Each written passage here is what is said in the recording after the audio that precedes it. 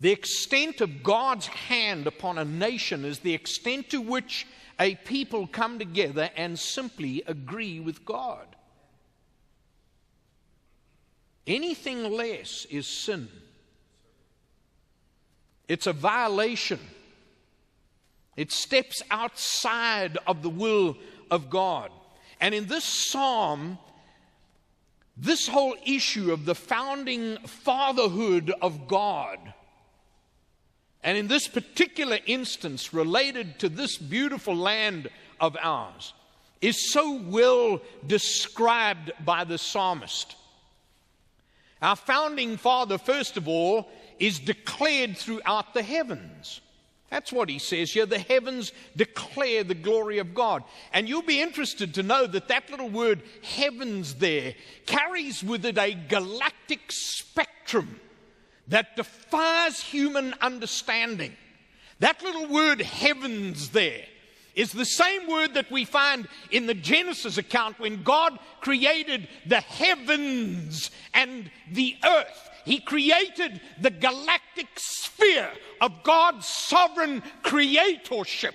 In other words, when God spoke into being everything that was and is, God stood up in power and majesty and declared himself to be King of Kings and Lord of Lords. And this psalmist said, just take a look at the galactic sphere of God's grace, and you will be left in no doubt as to the glory of God. Foolish man, if you do not believe. Our founding father is declared in the heavens. And the psalmist unpacks this. How is he declared in this galactic sphere? Number one, by the work of his hands. The Bible tells us that God took his beautiful hands and he went to work for us.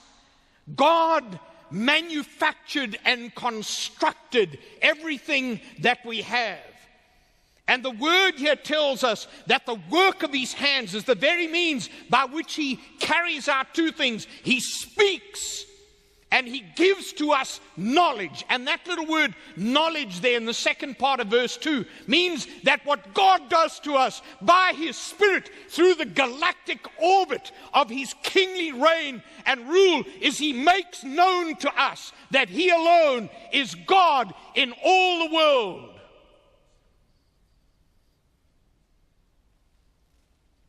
This is the God in whom we trust. No wonder our founding fathers could not stop themselves from letting the citizens of this country know every time they opened their mouths that we dare not take God out of our world. We dare not threaten God in any way. We dare not set ourselves up as the kings of our own universe, because God alone is declared throughout the heavens by the work of his hands and by the extent of his voice. God is speaking. Look at verse 3 and verse 4. There is no speech and there are no words whose voice is not heard.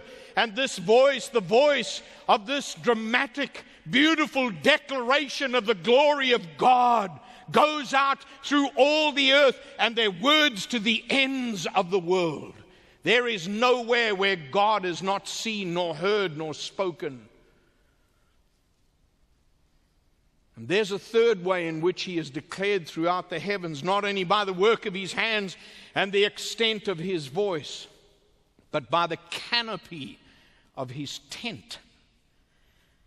I tell you, folks, as I studied this passage, this incredible metaphor that's given here in them, in the latter part of verse 4, in them he has set a tent for the sun. What was God saying about this canopy?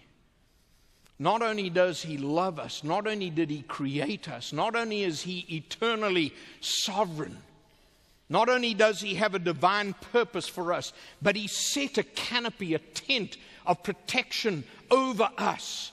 And he describes this in the most beautiful language here, which comes out like a bridegroom leaving his chains, like a strong man. It runs its course with joy. Isn't it amazing to you how the sun can come up with such regularity and run its course with joy?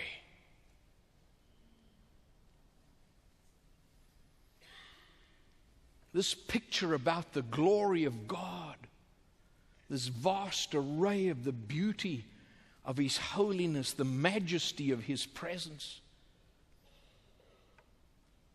Evidently, our founding fathers said it best when they said, "In God we trust."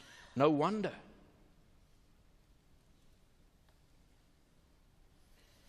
Not only is our founding father declared throughout the heavens, but our founding father is revealed through His word.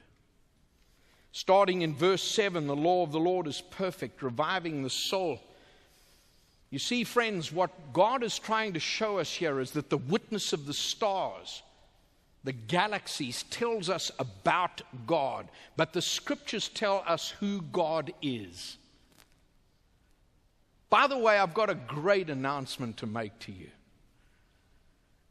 People ask all the time, what's the difference between Christianity and every other religion you can name? Here's the difference. Jesus died for you. He's alive. All other gods are dead. And He wants to have a personal relationship with you. You see, the scriptures tell us who God is. The scriptures tell us that God is a person. God loves us.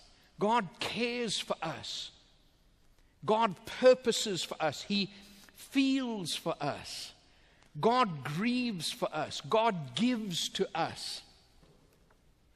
God cuddles us. He embraces us. God lifts us up. He puts His hand on our shoulder. He gives us meaning and purpose in life. That's why there are so many people in our land today who are looking for purpose. They want that emptiness filled in their life, and only God can do that. I can bear testimony to that.